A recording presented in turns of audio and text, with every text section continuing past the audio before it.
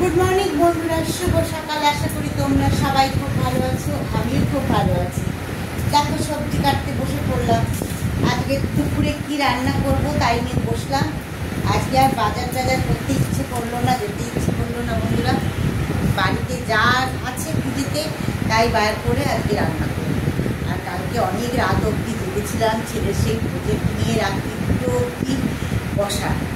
তারপর আবার সকালবেলা 5টার সময় নিচে ঘুম থেকে উঠেছি। তা এত ঘুম পাচ্ছে, ক্লান্ত লাগছে শরীরটা, তাই বেশি কিছু আজকে আর পদ রান্না করবো, খুব অল্প করেই করবো। আর বাজারও কিছু করবো না, যা আছে তাই করবো।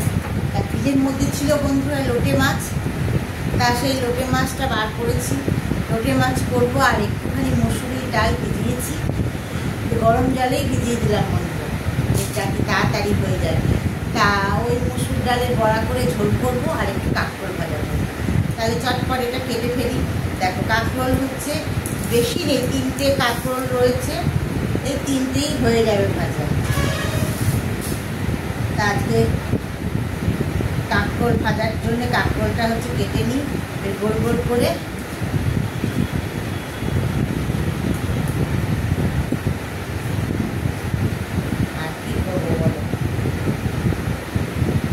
ভালো লাগে না রোজ রোজ, বুঝেছো? রোজ রোজ রান্না করতেও ভালো লাগে না, কাজ করতেও ভালো লাগে না। কি করবো, সংসার করতেই হবে। তাই গোল গোল করে কাঁকরোলগুলো কেটে নিচ্ছি। নিজে না খেয়ে থাকা যায়, সন্তানদের না খেয়ে রাখা যায়? ওদের মুখে তো আগে দিতে হবে খাবারটা তুলে, তাই হচ্ছে রান্না করতেই হবে। তাই সকালবেলায় উঠেই যুদ্ধ শুরু হয়ে যায়। আমার 5টার থেকে যুদ্ধ শুরু হয়। ছেলে হচ্ছে 5:30টায় বেরিয়ে যায়,